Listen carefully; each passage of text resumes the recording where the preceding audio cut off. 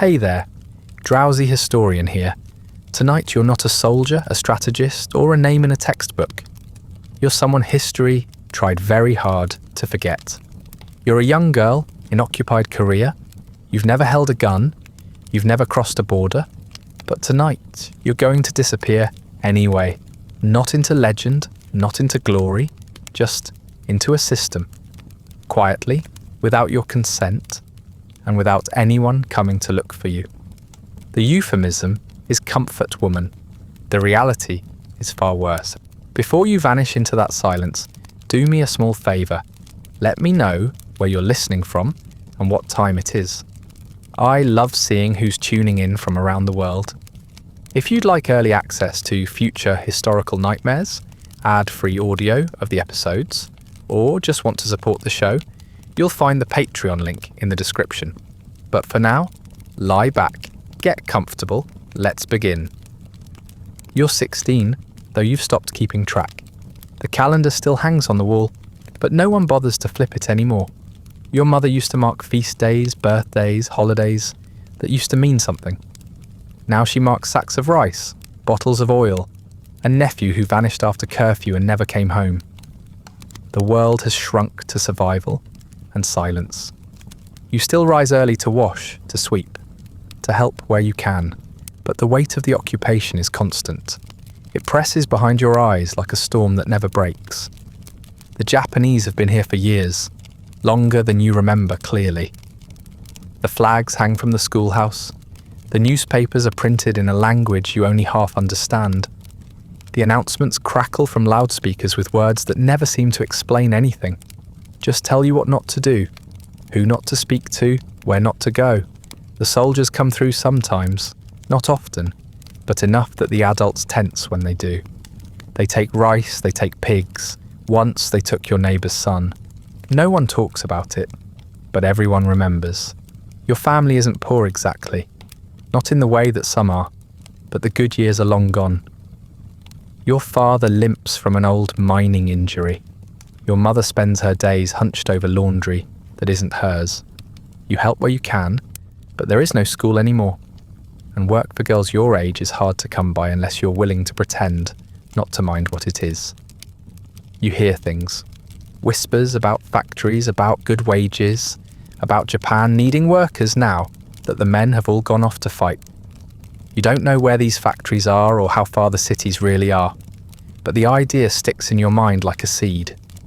The recruiter arrives on a Thursday. You remember because the market was open and you'd gone to trade dried seaweed for millet. He wears a clean uniform and carries papers, real ones, stamped with official seals and filled with words in both Japanese and Korean. He doesn't bark like the soldiers do. He's polite, gentle even. He smiles the way a schoolteacher might, with just enough distance to seem safe. He says the government is looking for girls to work in textile factories. Good pay, clean barracks, food every day, a way to serve the empire and support your family at the same time. He says they're taking volunteers, but his tone implies something else. The kind of offer that isn't refused. The adults gather to listen. Your father leans on his cane and says nothing. Your mother asks questions about travel, about safety, about pay. The recruiter answers all of them without blinking. A soldier stands quietly behind him, hands folded. He doesn't speak at all. When the recruiter leaves, there's a strange silence in the air, the kind that comes right before someone gives in. No one forces you to go, but the message is clear. It would be easier if someone did. That night, you lie awake listening to the wind shift through the paper walls. Your father coughs. Your mother turns over. You think about the faces of your younger siblings and the way your family has started skipping meals without admitting it. You think about how the recruiter had looked directly at you when he said the empire was proud of its girls. You try to imagine a factory, a real one, with uniforms and machinery and wages that come in neat paper envelopes. You wonder if your name might be easier to say in Japanese. The next morning, your mother hands you your best blouse, faded but mended, and tells you to go to the village square. She doesn't cry.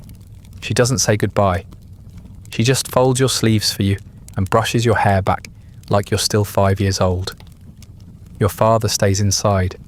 His silence feels heavier than any words might have. Your younger sister watches from the corner, chewing her lip, not understanding what's happening but sensing that it matters. At the square, there are other girls, 10, maybe 12, some from your village, some from others nearby. One is crying already. Another tries to look brave but keeps wringing her hands. The recruiter nods as each girl arrives, making marks on his clipboard. He does not speak much now. His job is done. A truck waits on the road, military green, canvas covered, the kind you've only seen before during patrols or arrests. A soldier helps you up, not unkindly. Another checks your name against a list. There are no seats, just a wooden bench lining each side. You sit and fold your hands in your lap, unsure where to look. As the engine sputters to life, you turn back toward the village. The square is already emptying. Your mother is not there. Your sister has disappeared. A few children wave, uncertain whether this is a celebration or a loss. You force yourself to smile. You raise your hand and wave back, like you're going somewhere temporary, somewhere useful, like you'll be back. The truck begins to move.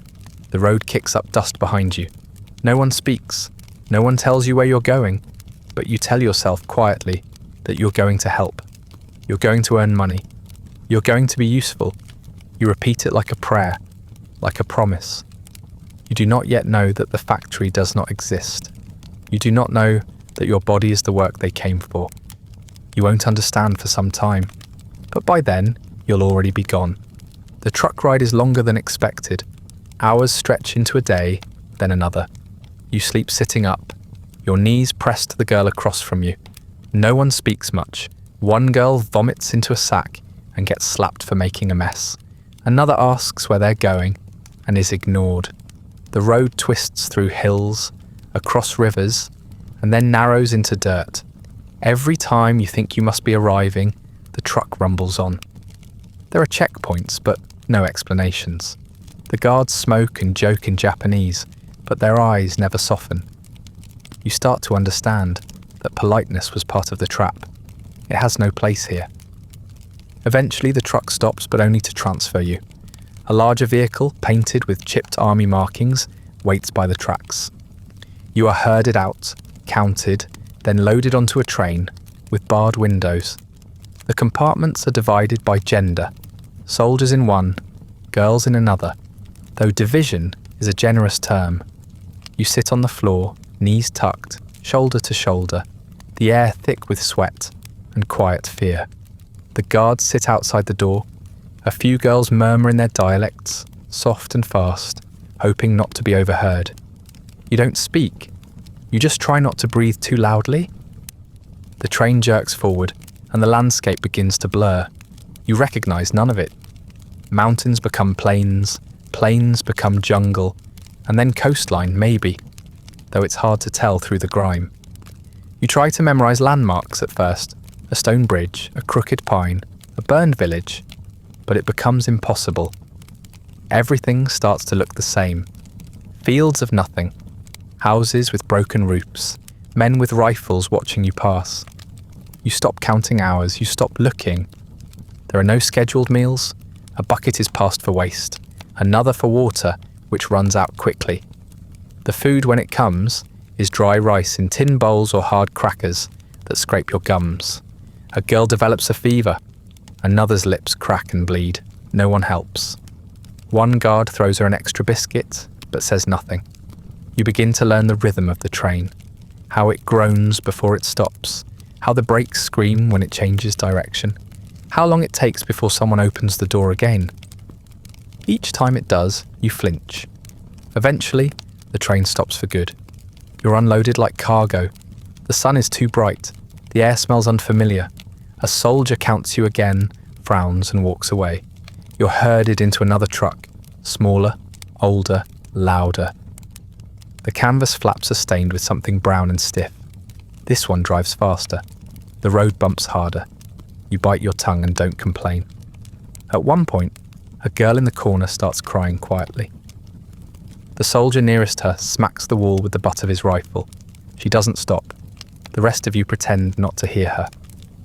The road becomes a track, then barely a track at all.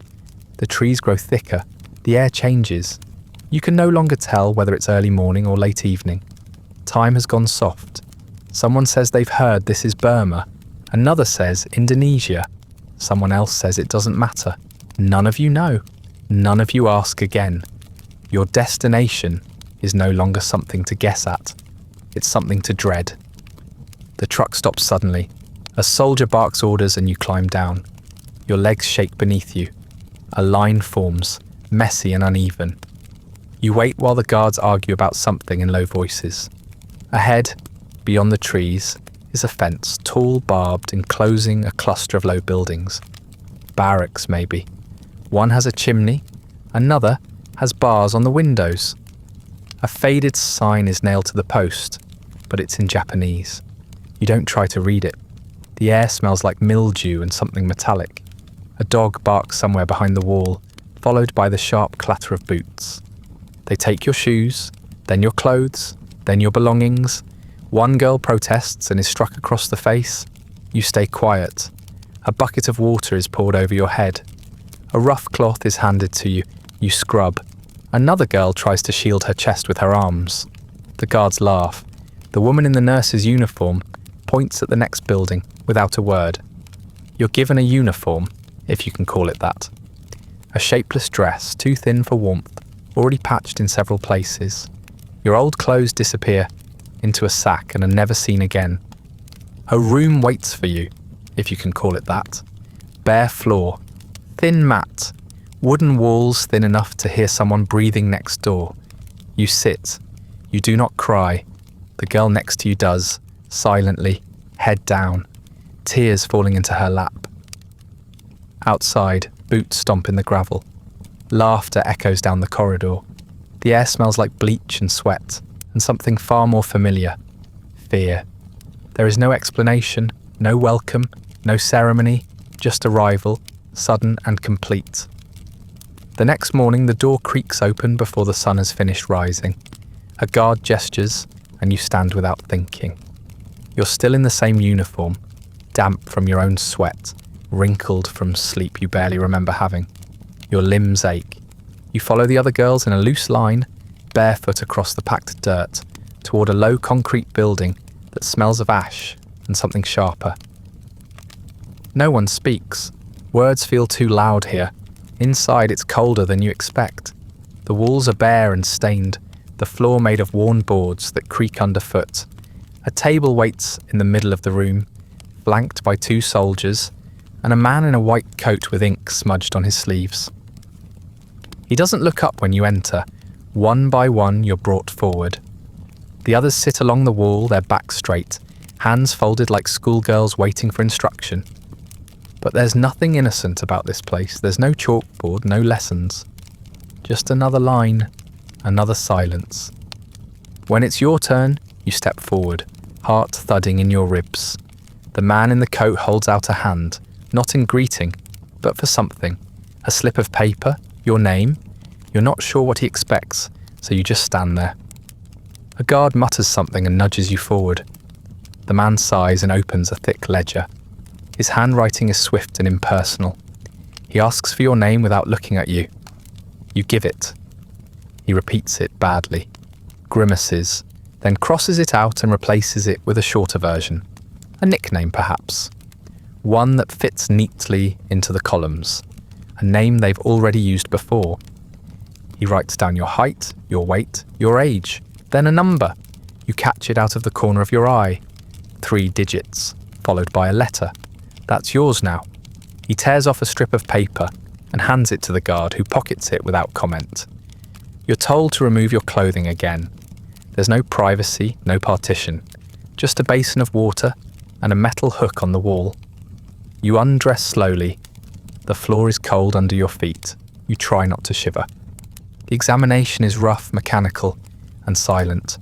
The man checks your teeth, your skin, your eyes, then lower. You flinch and he sighs again, as though you're an inconvenience. The gloves are cold. The instruments are colder. You clench your fists and stare at a crack in the ceiling, trying to make your mind quiet. You tell yourself this is like visiting a doctor, that it will be over soon. But no doctor you've ever known moved like this. No clinic ever felt like a trap. When he's done, he writes another note in the ledger and waves for the next girl.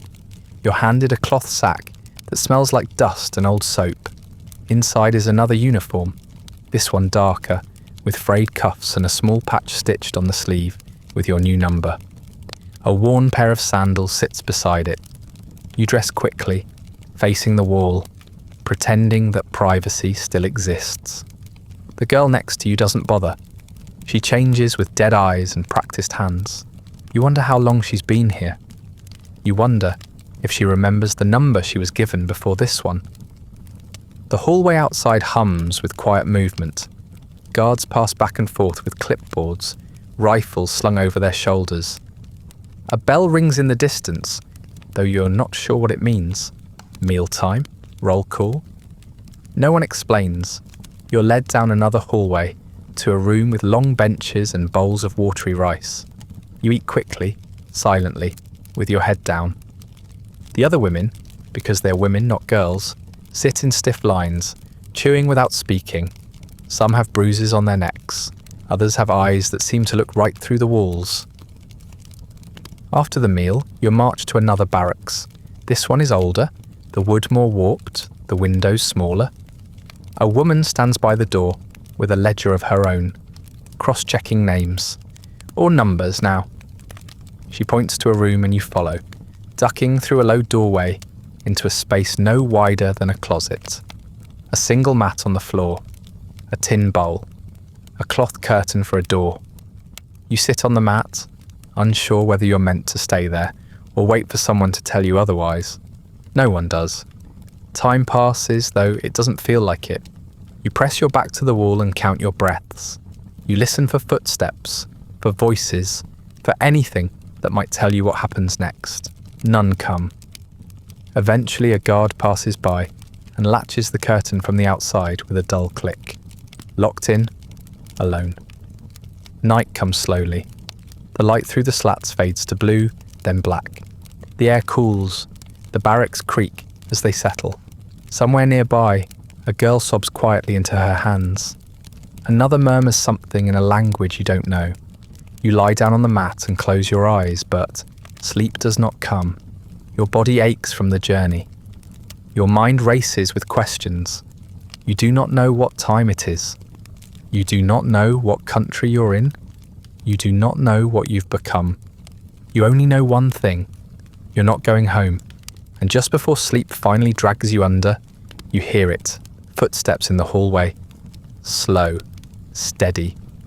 Heavy boots pacing past your door, and then stopping. Waiting.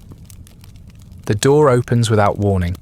No knock, no voice, just the heavy scrape of wood against the floor, and the silhouette of a man blocking the hall light. You sit up instinctively, your back straightening before your mind can catch up. The curtain is pinned aside and stays there, held open like an invitation that cannot be declined. The soldier steps in.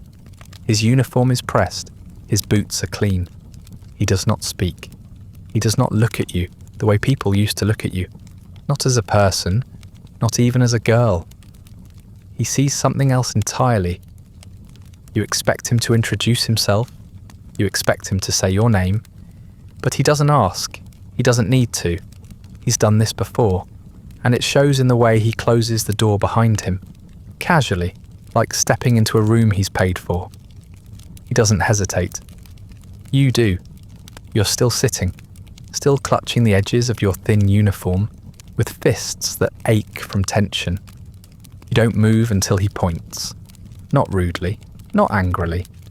Just like it's routine, like he's indicating a broom that needs fetching, or a shoe that needs shining. Your body obeys before your thoughts do. You rise slowly, your limbs stiff, your mouth dry. You step toward the mat, unsure whether to face him or the wall. You pick the wall. He doesn't object. The silence stretches, filled only by the sound of fabric being unfastened and boots scraping against the floor. You feel the mat shift behind you. A hand reaches out. Not cruel, but not gentle either. Not hesitant, just practiced. You do not cry. You thought you would. You thought this moment would be something loud, something you would scream your way through. But you don't.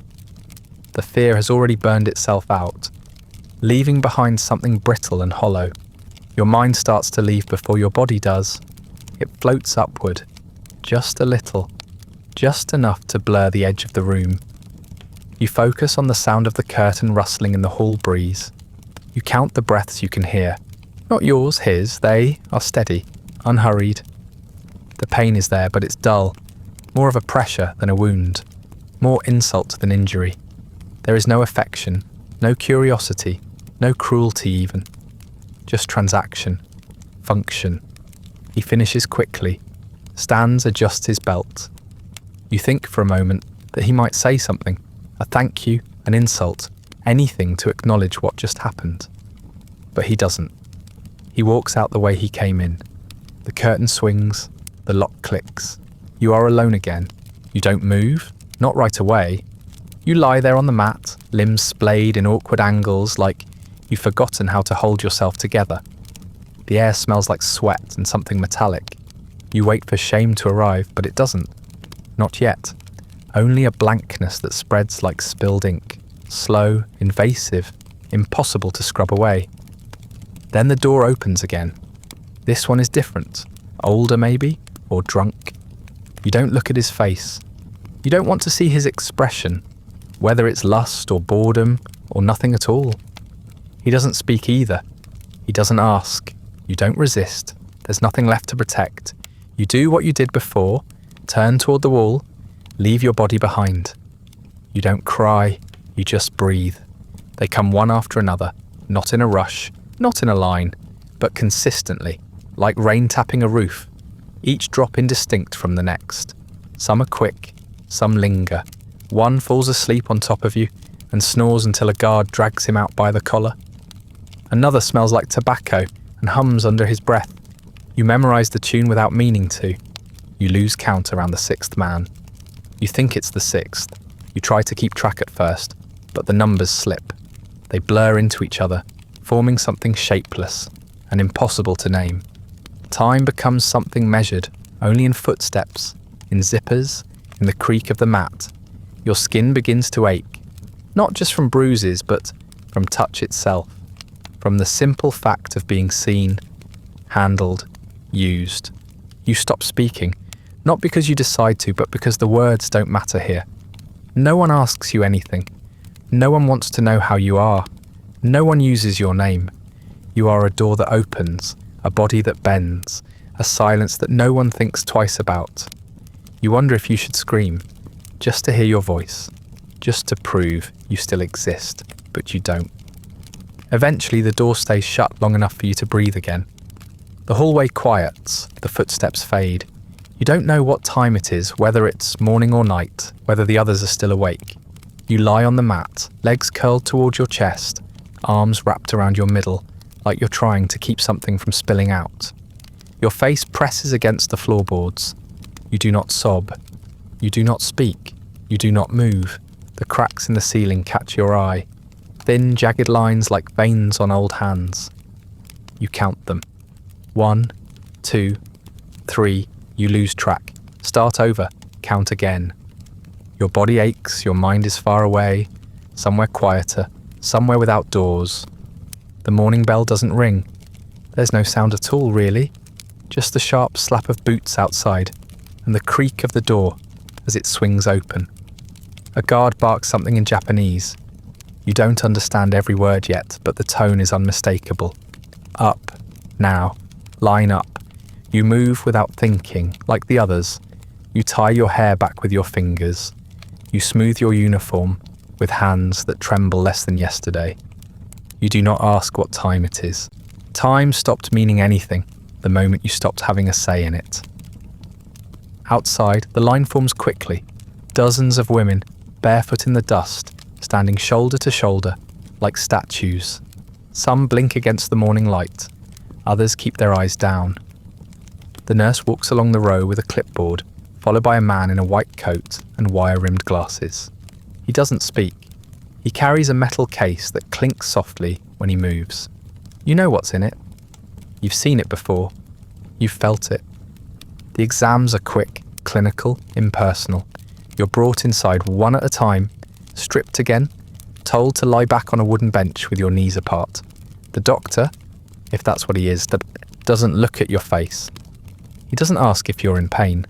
He inserts the instrument with a practiced motion, then scribbles something in a notebook while you stare at the ceiling and try not to gag on the smell of disinfectant. The speculum is always cold, the metal always rough, the exam always too fast and too long at the same time. When it's over, you're given a sliver of soap and told to wash. The water burns where it touches broken skin. You scrub anyway. If you don't, someone will notice, and if they notice, they might send you to the building at the far end of the compound, the one no one comes back from. Rumour says it's where they send the sick girls, or the pregnant ones. You haven't asked, you won't. After washing, you're handed the same uniform again. It still smells like the men from the night before. You dress quickly, fingers numb, eyes distant. Outside, the line reforms. Someone is already scrubbing the floorboards. Another is emptying the latrine buckets into a trench behind the barracks. You're assigned to the laundry, where two women silently wring blood-stained sheets into cold water and hang them up like flags. The stains never fully come out. The red fades to rust. The rust becomes part of the fabric. Breakfast is served in metal bowls, rice sometimes, a grey broth on worse days. There's no conversation. You sit on the bench with the others and eat without looking up. The guards talk among themselves. One laughs, another lights a cigarette. You don't listen to the words, just the rhythm, the tone. You're learning to understand without understanding. A glance means silence, a gesture means move. A raised voice means brace yourself. After the meal, the schedule continues. A whistle signals the first group.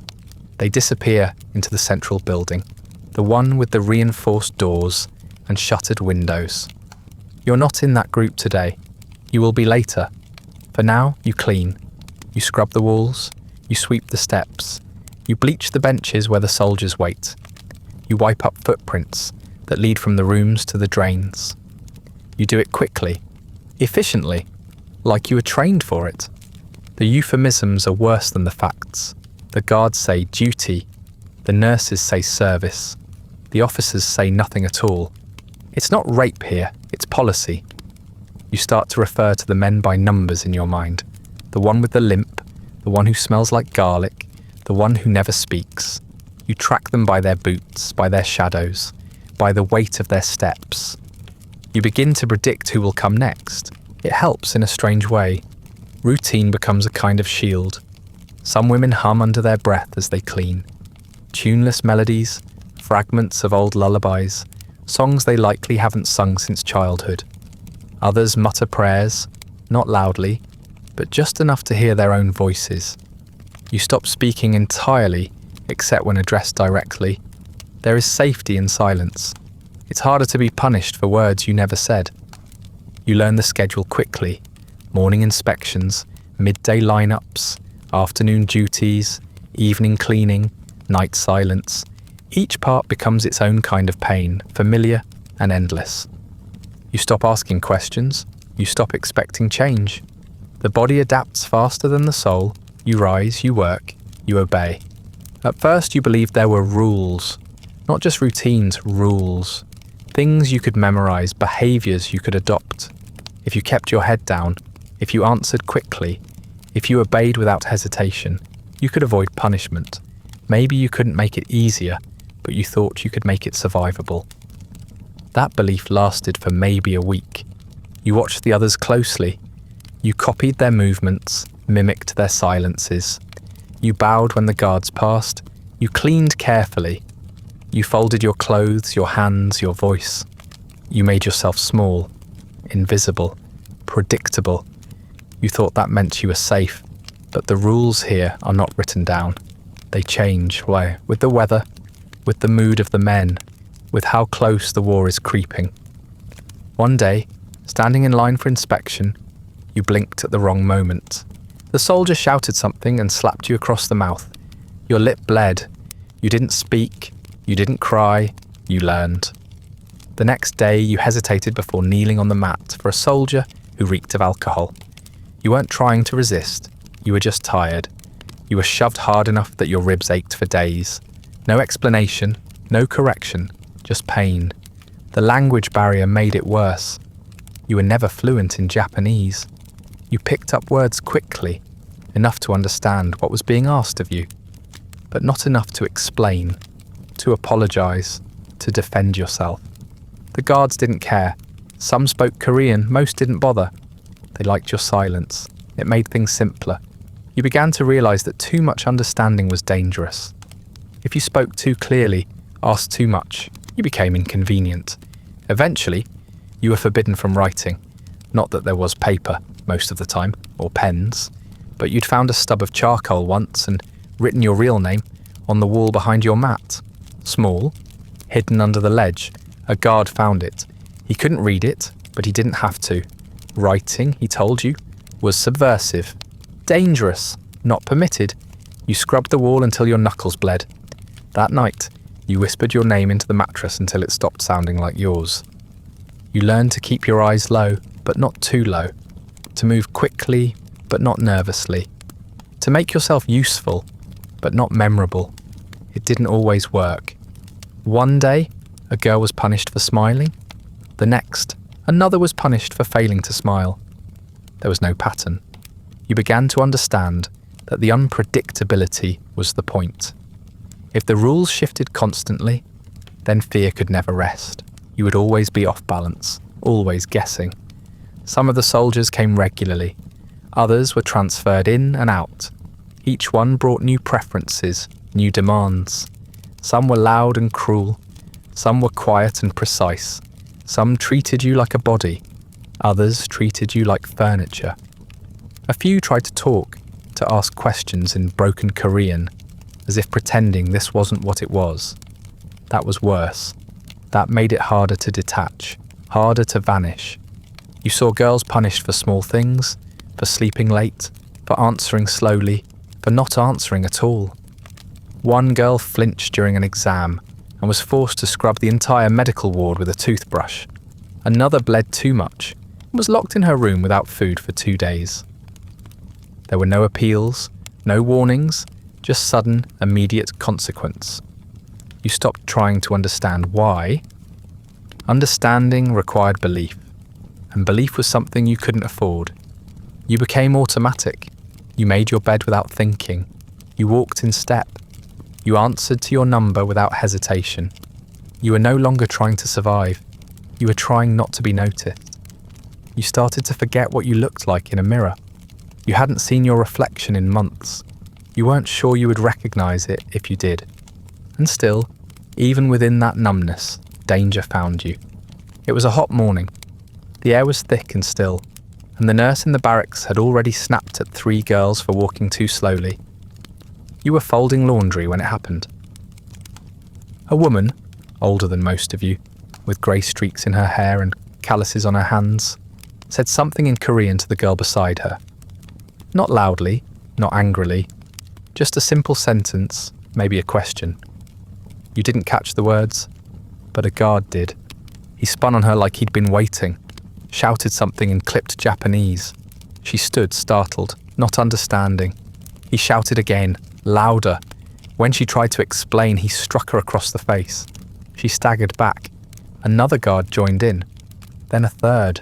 No one intervened. You didn't move. You didn't breathe. You watched as they grabbed her by the arms and dragged her across the compound. Her heels scraping in the dirt. She didn't scream. That was the strangest part. She didn't beg or fight or plead. She just looked confused, like someone who had broken a rule she hadn't known existed. She never came back. Her bed was stripped before nightfall. Her number was scratched out in the logbook. Another girl took her place the next day. No one mentioned it. No one asked. You wouldn't have dared. You tried to remember what the woman had said, the exact words, the tone of her voice, but it was already gone, like a breath in wind. Time fades strangely in the station, not quickly, not all at once. It slips through you like water through cracked wood, slow, untraceable, but unstoppable. You try to hold on to the shape of the days, but they all come painted in the same dull colours. The same clatter of boots in the morning, the same sweat-soaked mat at night. At first you counted. The number of meals, the number of men, the number of times you were made to scrub the same stain from the same floorboard.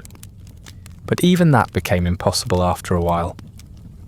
There's a calendar on the wall near the nurse's office, the kind with pages you're supposed to tear away each morning. But it hasn't been changed in weeks, maybe months.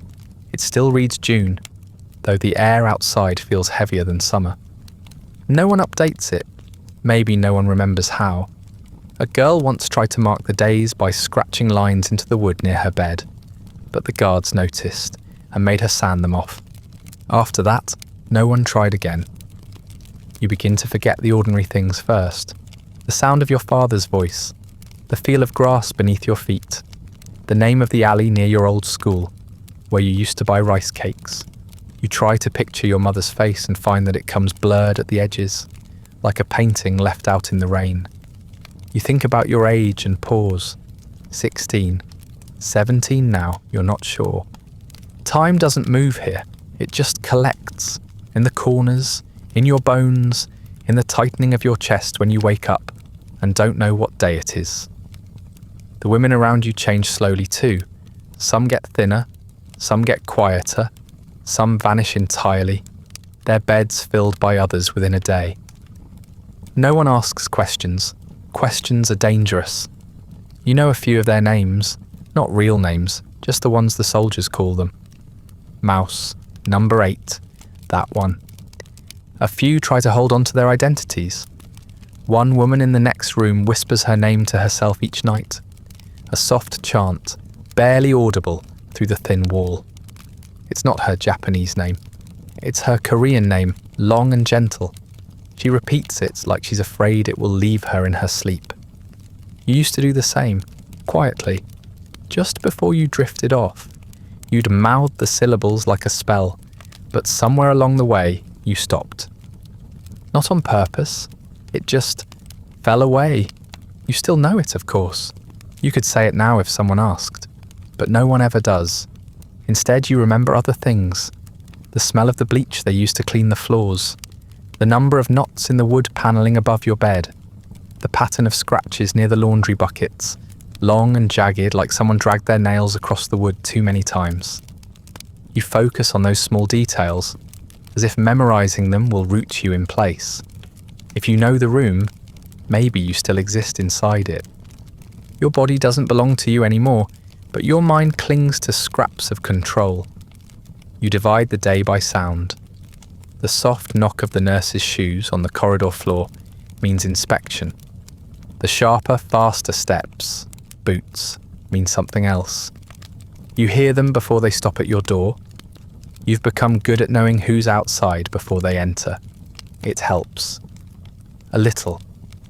Some nights when the wind shifts and the camp quiets, you let yourself drift. Not into sleep exactly. Sleep is unreliable here, but into something slower, a kind of half-consciousness. You imagine walking along the edge of a field, not running, just walking, barefoot, dirt under your toes, no one watching you, no one waiting. You don't know if the field is real, you don't care. One morning a commotion wakes you, louder than usual, the sound of a truck, shouting, someone crying. You press your ear to the thin wall and listen as footsteps shuffle past. A door opens down the hall, then closes again. A new girl. You can tell by the sound of her breathing, fast, panicked, uneven. She's placed in the room beside yours, the one that sat empty for 3 nights. Later, when the halls go quiet again and the day returns to its usual numb rhythm, you press your hand to the wall, just briefly, wondering if she's sitting there on the other side doing the same. You imagine she's young, maybe younger than you were when you arrived. Maybe she still believes this is a mistake, that someone will come for her. You remember believing that once. She cries that first night. Loud, broken sobs muffled by her mattress. No one comes to quiet her. No one tells her what's expected yet. That will come later. For now, she is still human enough to weep. You lie on your back and stare at the ceiling while her voice rises and falls. You think about saying something, just a word, anything, to let her know she's not alone. But your mouth stays closed, your throat stays dry. You've forgotten what comfort sounds like. You've forgotten how to offer it. So you stay quiet, listening to the sound of someone else's heart breaking in real time. And you do nothing. The human body breaks quietly here. It starts with the infections. You learn the signs without needing a medical chart. The limp in someone's walk, the way she winces when she sits, the sudden appearance of pus-stained rags hidden under beds. Gonorrhea is common. Syphilis too. No one calls it by name. It's just the rot or the burn. Tropical fevers come and go, leaving girls delirious and soaked in sweat. Whispering names no one else remembers. Some are treated, not all. The officers decide who gets medicine and who doesn't. Injections are administered in the infirmary by a nurse who doesn't look at you as she presses the needle into your arm. Sometimes they help, sometimes they don't. One girl swelled so badly from a shot that her thigh turned purple and split. They dragged her out before morning. You never saw her again. Another got 2 doses in 1 week and didn't wake up the next day. The guards said it was her fault, that she must have done something wrong. Illness is viewed as weakness, or worse, defiance. You've seen girls slapped for coughing too loudly, others kicked for taking too long to stand. If you're sick, you hide it as long as you can. You pinch colour into your cheeks. You hold your breath during inspection. You smile when asked to kneel. You clean up after yourself quickly and thoroughly, so no one sees the blood in the sheets, or the discharge on your thighs. Getting caught means being moved. Being moved means disappearing. There's a rumour that the building at the far edge of the compound, the one with boarded windows and a sagging roof, is where they keep the terminal cases. But no one's sure. No one wants to know. Curiosity is dangerous. Better to keep your eyes on your chores and your mouth shut. You focus on survival, even if survival means pretending your body is not failing. Mental sickness spreads too, though no one dares call it that. The silences grow longer, the stares more vacant. Girls forget their own names, their home villages, the year. Some sleep through their shifts and are dragged upright by the hair. Others laugh too loudly and are slapped quiet. A few hum endlessly under their breath, tuneless and haunting. They become shadows of people, shuffling through the compound with eyes that no longer reflect anything. One girl hangs herself with the ties from her bedding. She waited until lights out, knotted the cords around the window grate, and stepped off her mat. By the time the guard found her, her feet had already gone blue. They cut her down and carried her out like a bundle of laundry. No one cleaned the room afterward. They simply locked the door and assigned it to someone else the next day. Another girl drank a whole jar of hair oil. You hadn't even known it was poisonous. She didn't scream. She just went pale, curled into a corner, and started shaking. The nurse tried to pump her stomach, but the equipment was old and rusted. She died before sunrise. The next morning, during roll call, her number was skipped without comment. And then there was the one who walked into the fence. It was just after lunch. The sun was hot. The guards were distracted by a delivery truck near the front gate. She stepped out of line during chores, wandered slowly toward the edge of the yard, and pressed her hands against the wire. No one stopped her. She leaned into it like she expected it to hold her. When it didn't, she kept walking. Her dress caught on the metal. Her feet began to bleed. Still, she didn't stop. A guard finally noticed and dragged her back. She didn't speak. Not during the beating, not afterward, not ever again. You don't talk about these things. No one does. Talking makes them real.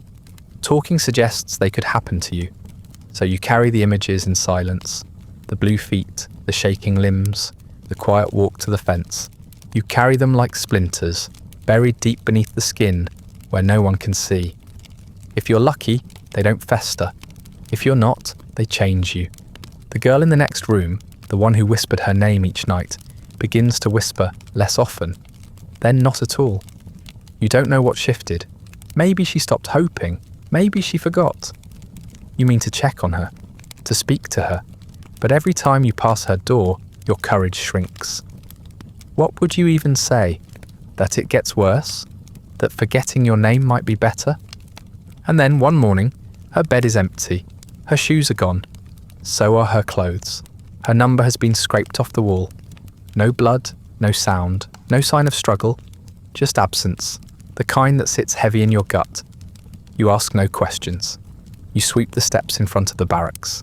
You clean the same bench 3 times. You nod when addressed. You keep your eyes low and your voice lower. It begins with a sound you've never heard before, a distant boom that doesn't belong to thunder. The walls don't shake, but the nurses do. A low tremor seems to pass through the compound, not through the ground, but through the people. No one says the word bomb. No one has to. You feel it, the way the guards glance at the sky now, in the way the officers smoke faster and talk in hushed tones behind closed doors. At first, nothing changes. The soldiers still come, sometimes more than before. The lines are longer, the shifts more brutal, but something in the air is different. The soldiers smell more like sweat and fear than usual.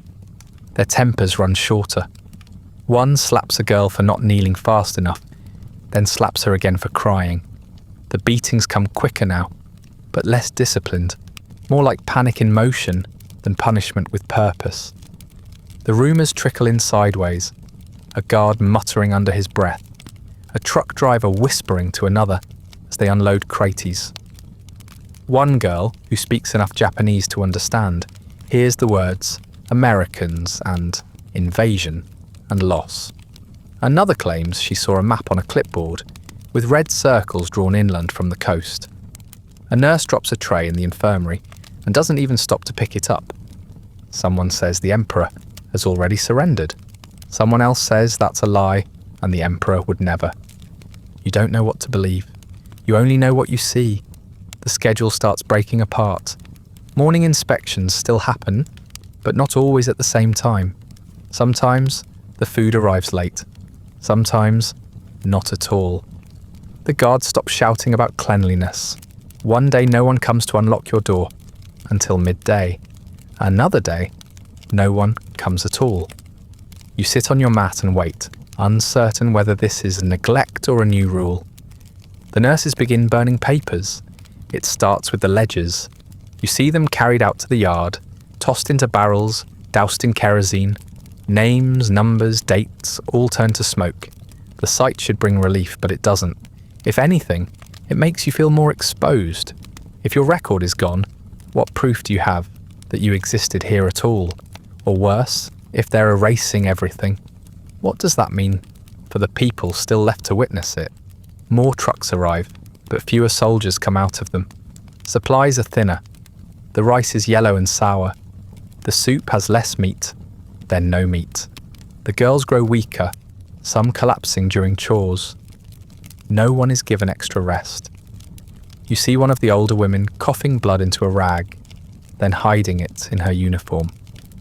Everyone has learned that drawing attention is dangerous, even now.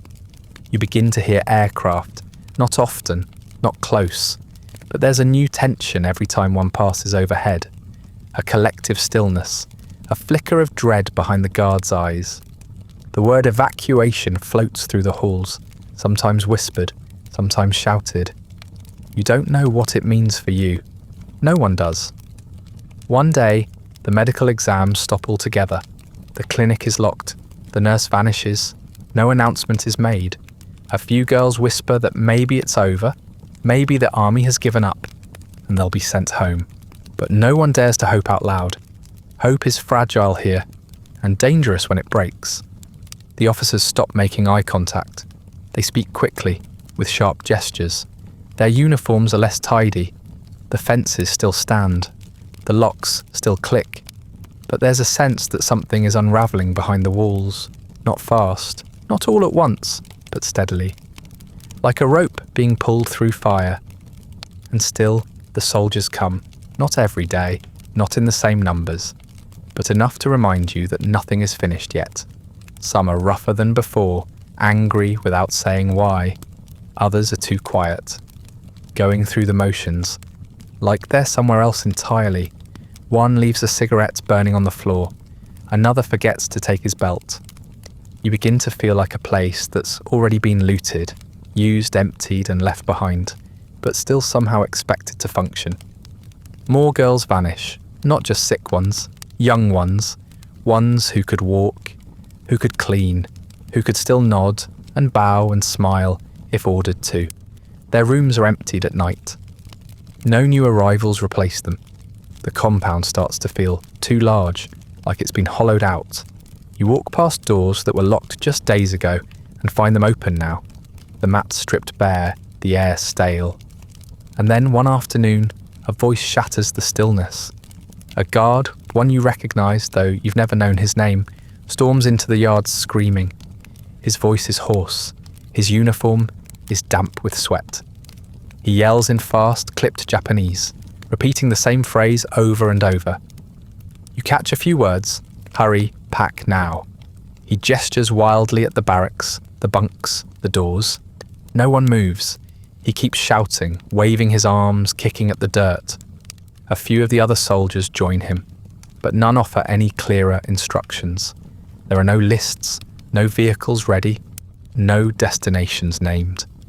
Just panic in uniform. The girls look at each other, uncertain. You stand still, heart pounding, hands frozen at your sides. For the first time since arriving here, it seems like the guards are more afraid than you are. You're given no time to pack, no bag, no change of clothes, no food, just shouted orders and the flat end of a rifle pressed between your shoulder blades. You scramble to your feet with the others and form a line, disoriented and dizzy. The sun is already high. Your legs feel too thin beneath you, too light and too heavy at once. One girl asks where you're going. No one answers her. A guard yells again, and she falls silent. Some girls are missing. You don't ask why their doors were locked that morning, or maybe the night before. One woman, too sick to stand, is dragged from her cot and tied to a makeshift stretcher. Another is carried between two guards, her head lolling to the side, eyes half open and not seeing. A girl near the back refuses to move. She stands stiff, arms at her sides, breathing hard. A single gunshot ends the standoff before it can become anything more. The compound looks smaller as you leave it. The fences sag in places. The corners are overgrown. The windows are all closed now. No one waves goodbye. There is no final inspection, no roll call. The ledgers have already been burned. You walk through the gate in silence, surrounded by guards who do not speak to you and do not meet your eyes.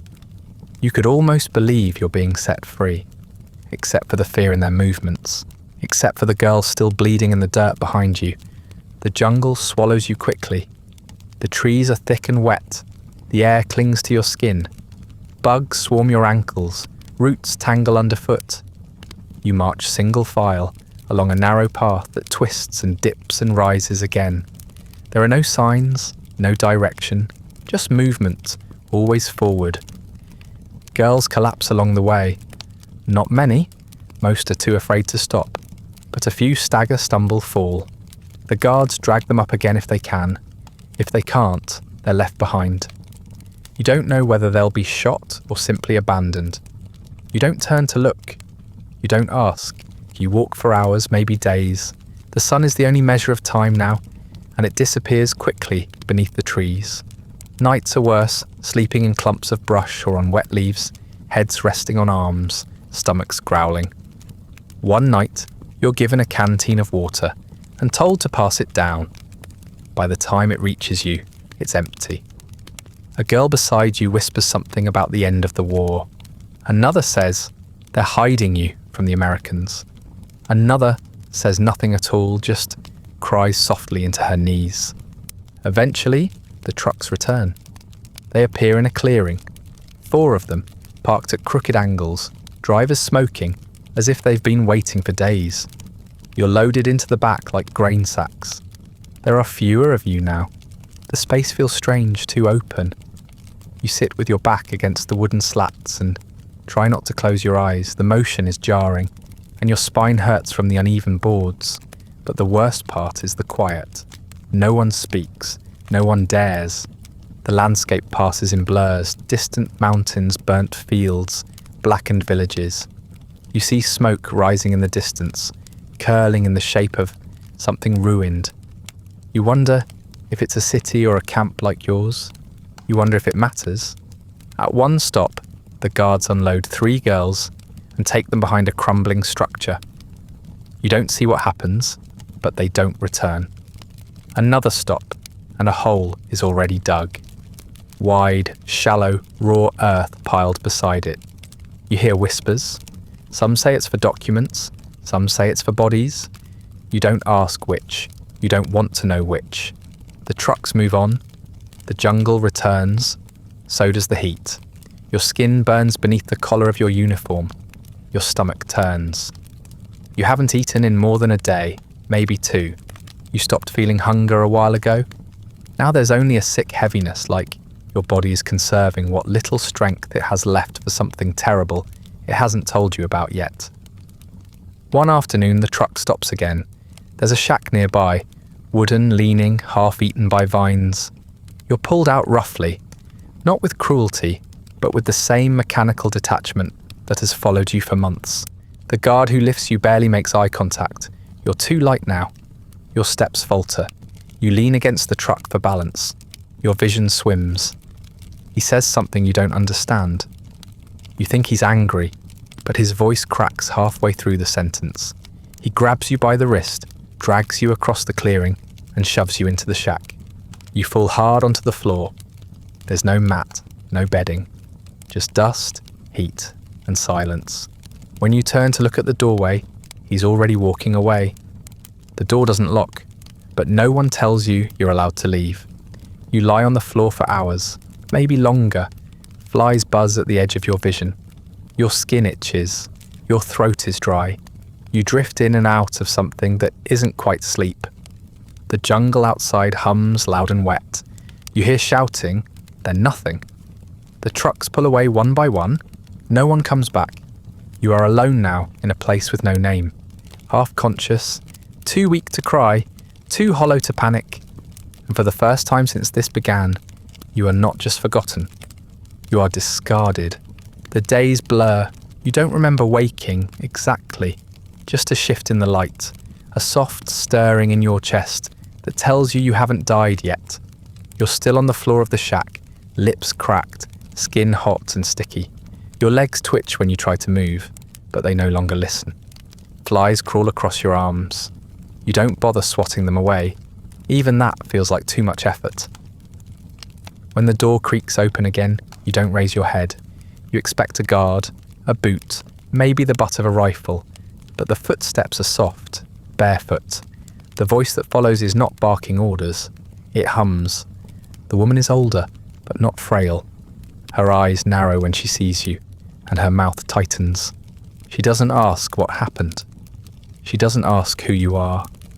She lifts you gently, her hands calloused and steady, and wraps you in a blanket that smells like wood smoke and rice. You drift in and out as she carries you down a narrow trail, through brush and vine, and wet air thick with insects. You don't speak. You couldn't, even if you wanted to. Her home is a hut made of woven grass and rusted metal sheets. She lays you on a mat and spoons broth into your mouth, one sip at a time. You gag the first time, your throat raw, but she waits patiently. She fans you with a palm leaf and hums a melody you don't recognize. You sleep. You wake. She wipes your forehead and murmurs words you almost understand. You don't ask where you are. You don't ask why she's helping. You're afraid the answer will be something kind, and you don't know if you could bear that. After a few days, other soldiers arrive. Not the ones you remember. Their uniforms are different, cleaner, paler. They wear wide-brimmed helmets and speak in clipped English. American, maybe. You've heard stories about them. Liberators, saviors, enemies of the empire. But they don't look at you like you matter. They glance at the woman, nod, and make notes on their papers. They speak around you, through you. One of them calls you civilian female. Another uses the word recovered. They ask no questions, not about the shack, not about the camp, not about the bruises or the weight you've lost. One offers you a tin of biscuits without meeting your eyes. Another writes a number on your arm in black ink and then moves on. You've been freed, apparently, but no one tells you what that means. You don't understand their words, not all of them, but you understand their posture, the way they step back from you, as if you carry disease or shame or something heavier. You understand what it means when they speak only to the woman and not to you. You understand what it means to be an afterthought in your own rescue. The camp, they say, was burned, nothing left to see, just scorched earth and ashes. The officers fled, the guards disappeared, the records are gone. There's no one to question, no one to blame, no one to verify what happened, and no paperwork to prove it. You realise slowly that even your suffering is undocumented, that your pain has no official file. You are told, eventually, that they will move you. You are not told where. The soldiers gather a few other women they've found, each one as silent and skeletal as you. No one speaks. A truck arrives, not military, just an old flatbed with wooden sides. You're lifted into it and sit shoulder to shoulder with the others, all of you swaying slightly as it rumbles down the dirt road.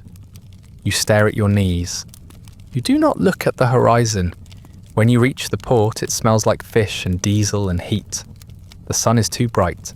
You shield your eyes with one hand and follow the others up a plank onto a low rusted boat. It lists slightly to one side. The paint is peeling. The name has been scratched out. A crewman waves you forward without speaking. No questions, no papers, no identification. You are just cargo now, passed from one set of hands to another. There is no manifest, no list of passengers. No one writes down where you came from. No one tells you where the boat is going. The other women sit in clusters near the edge, staring at the water. Some cry softly. Others press their faces into their hands and try to disappear. You lower yourself onto the deck and wrap your arms around your knees. You are alive. You are free. And for the first time, you understand what it means to vanish while still breathing. You find your village again, or what's left of it. Your family stares. Your father won't look at. You don't recognise the road at first. The trees are thinner. The river runs shallower than you remember. The fields look scorched, stripped of anything living. But then you see the stone outcropping where you used to gather firewood, and the narrow path where the market used to be. The village is smaller than it once was. Or maybe it's just quieter. A few buildings still stand.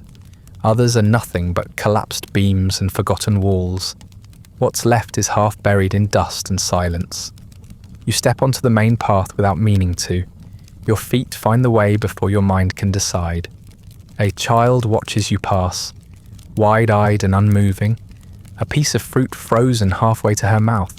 An older woman pauses at the well, then turns away as if she didn't see you. A man mending a roof glances down, squints, then mutters something you can't hear. It doesn't matter. You know that tone. You've heard it in every country. It means don't ask, don't answer, don't get involved. Your family's home is still standing, but the roof is patched with tarps and one of the walls leans like it's too tired to remain upright. You stop at the edge of the yard.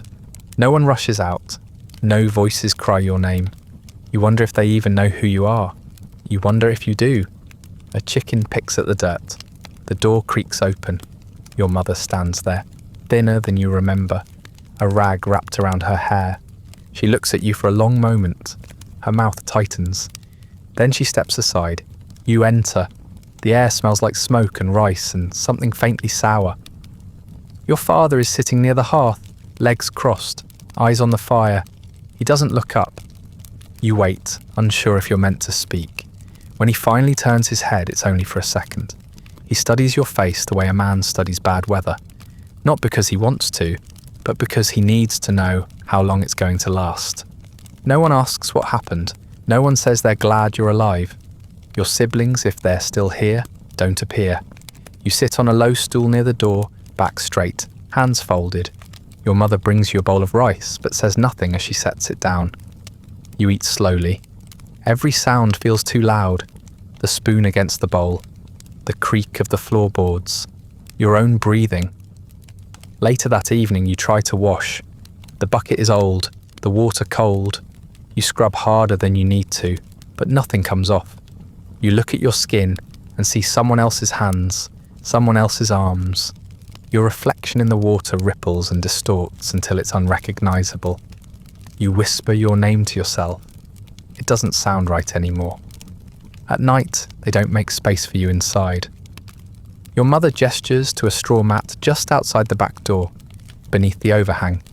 You lie down without argument. The ground is familiar, in a way the walls no longer are. Crickets sing. The wind carries the scent of smoke and wet earth.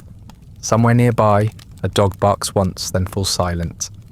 You stare at the sky and wonder if it's the same one you looked up at as a girl. It feels farther away now. The villagers begin to whisper. You hear them. Not directly. No one confronts you. But when you pass, conversation stops. Heads turn. Backs shift away. The priest you use to greet every morning now avoids your eyes. A matchmaker who once promised to find you a good husband crosses the street when she sees you coming. No one says the word, but it hangs in the air like smoke. Used, ruined, shameful. You hear the phrase, "comfort woman once," said low and quick, followed by silence. It's not a description, it's a sentence. There are no questions about how you lived, what was done to you, what it cost you to survive. Only the assumption that whatever happened, it was yours to carry and yours to hide. Your survival is not welcomed, it's tolerated, like bad weather that hasn't passed yet. Your mother never asks for details. She never even uses the word war. But one afternoon, while you're washing clothes in the stream behind the house, she squats beside you, hands deep in the water, eyes never lifting from the fabric. She tells you not to speak of it. Not to the neighbours, not to the priest, not even to your siblings, if they ever return. She says it calmly, like she's advising you on how to store rice for the winter. She says there's no reason to open old wounds, that people don't understand, that no good can come of stirring the ashes. She says it's best for everyone if you simply move on, as if moving on were a switch you hadn't thought to flip yet, as if forgetting were an option you'd simply failed to choose. Then she looks at you, just once directly, and says not to speak of it, even to yourself. You try to live. That's the phrase people use, as if it's something simple, as if living were just a matter of deciding to do so. You try to fold yourself back into the rhythm of ordinary days, washing, cooking, buying vegetables, sweeping dust that always comes back. You work where you can, a laundress at first, scrubbing strangers' clothes until your hands crack and bleed. Then a cook, making rice porridge and dumplings for families that pretend not to see the way you flinch when a man raises his voice too suddenly. You do not laugh, not really. Not the kind of laughter that bubbles up and spills out. At most, you smile when someone makes a joke you don't understand, or when a child offers you a flower they picked from the roadside. You thank them quietly and place it in a cup of water. It wilts by morning. You stop accepting them after a while. You don't want to watch anything else die slowly. You never marry. There are whispers at first, that you're too strange, too quiet, too damaged. Later, the whispers fade, replaced by pity or discomfort. People say you are unlucky in love, but you know better. Suitors stop coming once they hear the story, or once they imagine it. Sometimes the truth isn't even necessary. The suggestion is enough. You become a cautionary tale without a name, A story mothers tell their daughters when they want them home by dark. The world changes. You see it happening in pieces. Radios buzz with foreign voices.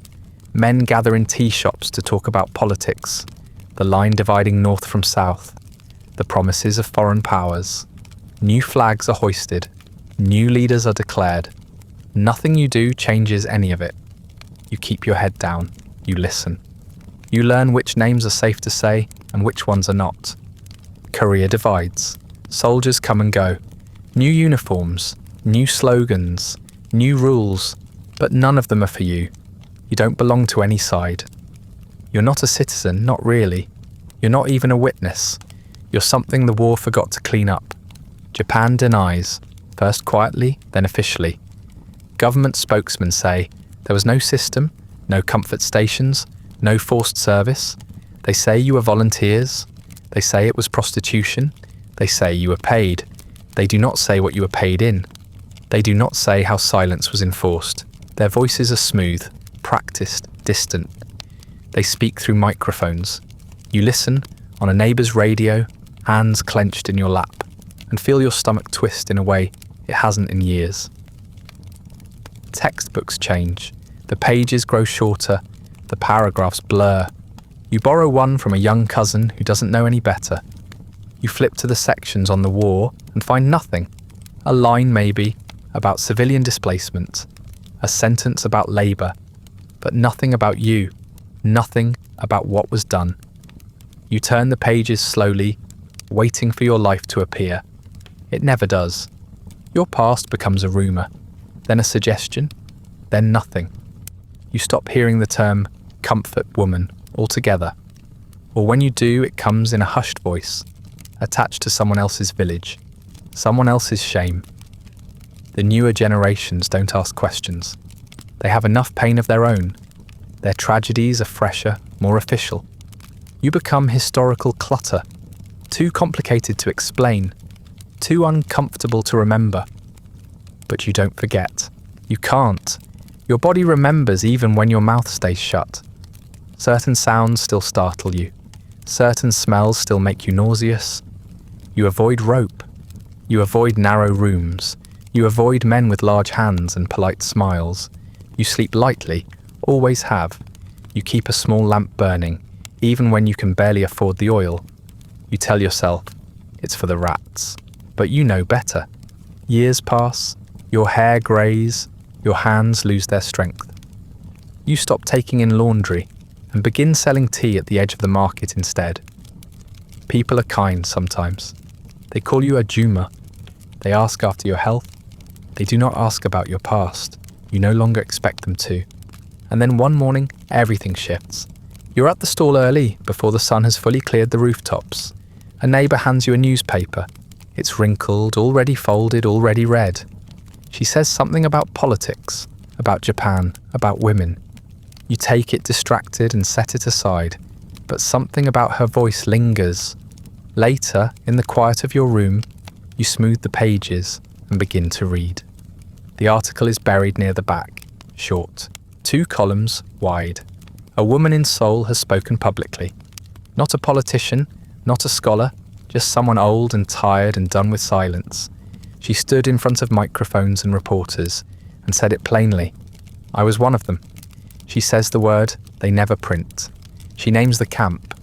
She names the men. She doesn't flinch. There is a photo, black and white, blurry. Her face is older now, fuller, lined, but her eyes haven't changed. You stare at them for a long time. You remember them? Not from a village or a market or a train. From the barracks, from across the compound. From nights when neither of you spoke, but both of you stayed awake. You fold the newspaper carefully and place it beneath your mattress. For the first time in years, you feel something shift. Not joy, not relief, but recognition. A thread pulled loose in the fabric of forgetting. You are not the only one who remembers. It takes time to find them, months, maybe more. You don't even know what you're looking for at first. Just a name, a meeting place, a proof that the woman in the article wasn't alone, and that neither were you. You ask questions quietly, carefully, circling around the subject. like it might break if named too directly. Most people don't understand what you mean. Some understand too well and look away. Eventually someone gives you an address, a church basement in the city, a Tuesday afternoon, no sign on the door, no official schedule. Just a narrow stairwell and the creak of folding chairs. You nearly don't go.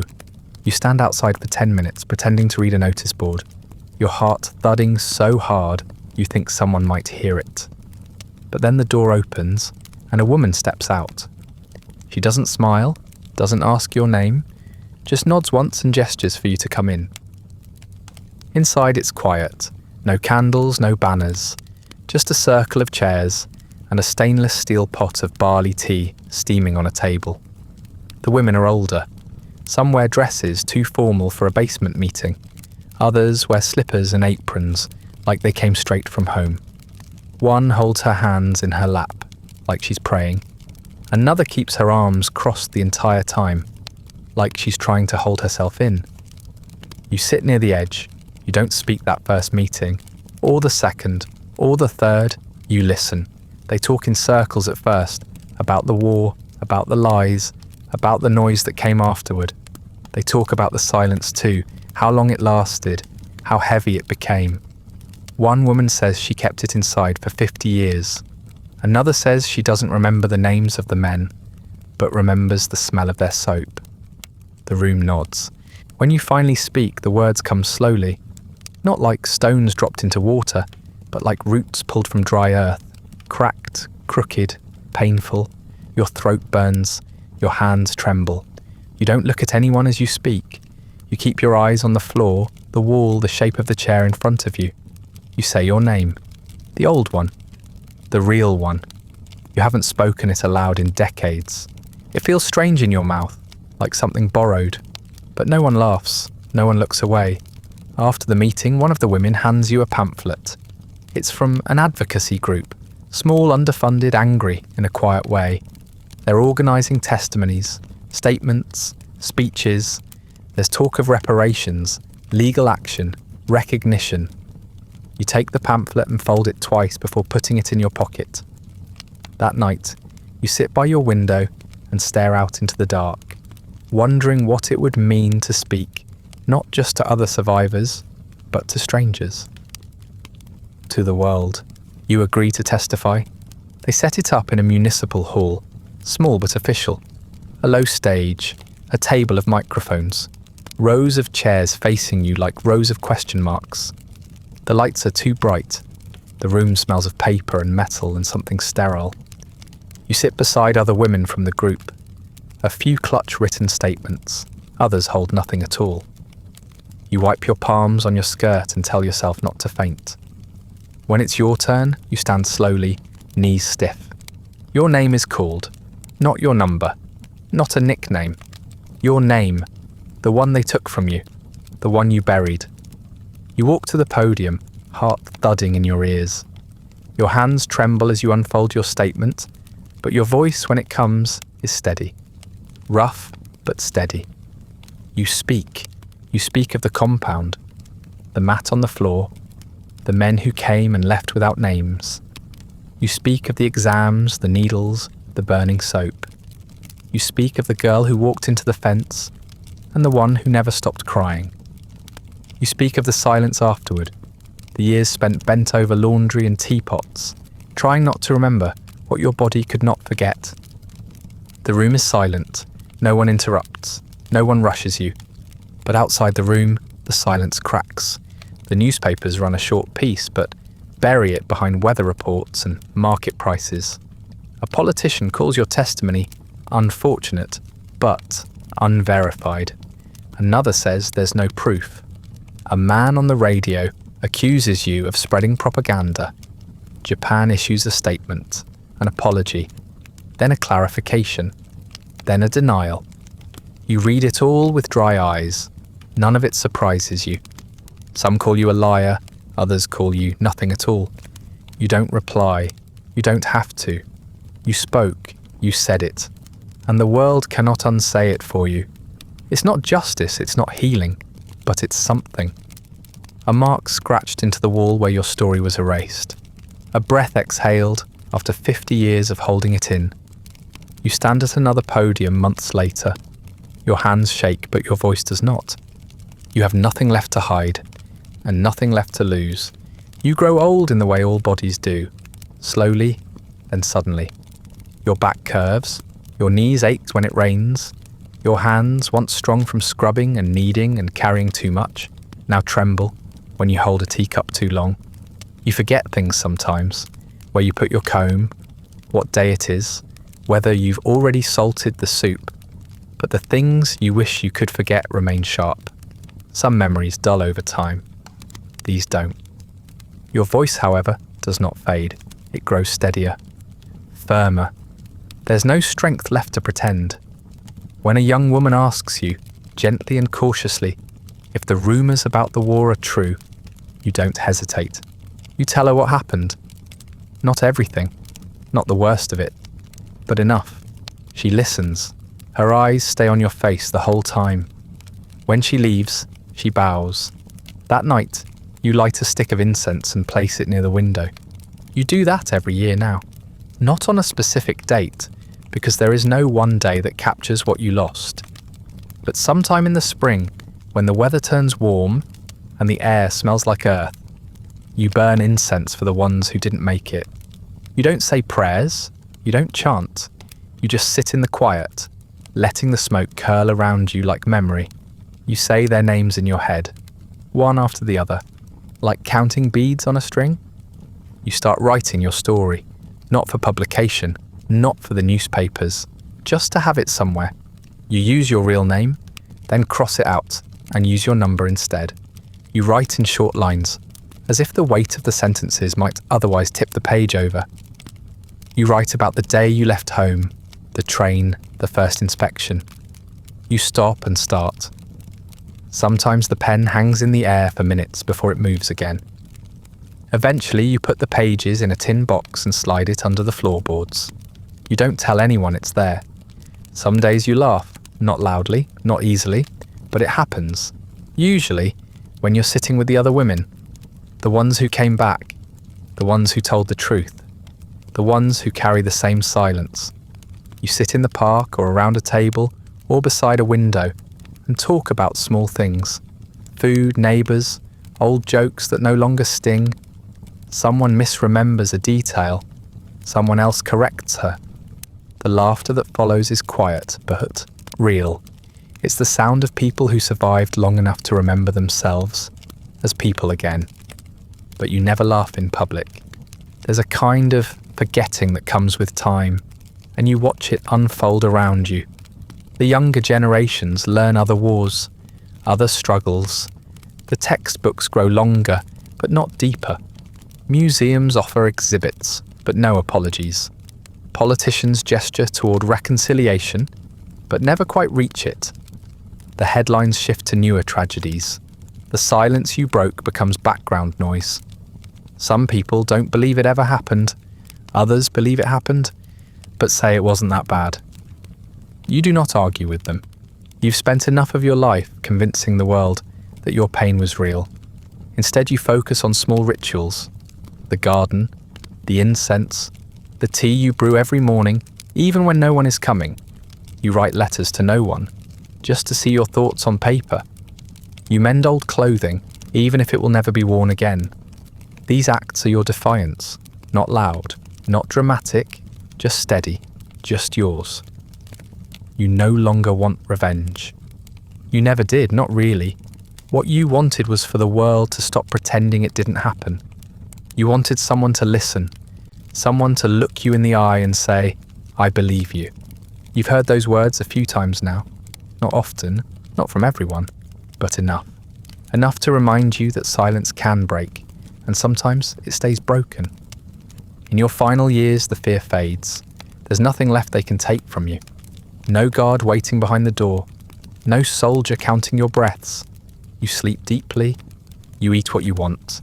You tend your garden with hands that still remember how to bleed, and still choose not to. Sometimes, on quiet afternoons, you sit among the vegetables and herbs, watching the sun move across the fence. You hum, not a song, just a soft, tuneless thread of sound that keeps your thoughts company. The birds chatter in the trees, the breeze lifts your hair, you close your eyes and let the warmth settle across your shoulders, like a blanket, and then you whisper the names, not loudly, not for anyone else to hear, just enough for the leaves to catch them, just enough for the wind to carry them forward. You whisper them because no one else remembers, because someone has to. That brings us to the end of tonight's story. Quiet, heavy, and nearly erased. If you're still listening, thank you for staying this long, for walking through the years they tried to forget. History rarely carves space for women like this, and when it does so with hesitation. But now you've heard what they tried not to say, and that, in its own small way, is something. If you'd like early access to more untold histories, ad-free audio of the episodes, or just want to support the show, you'll find a link to the Patreon in the description. Feel free to like, subscribe, or leave a comment with other forgotten corners of history you'd like to see covered. If you're listening on a podcast app, a rating or review helps others find their way to these stories. And special thanks to the supporters who make this show possible, including our chroniclers Andrew S. and Amanda Lamke. Sleep well.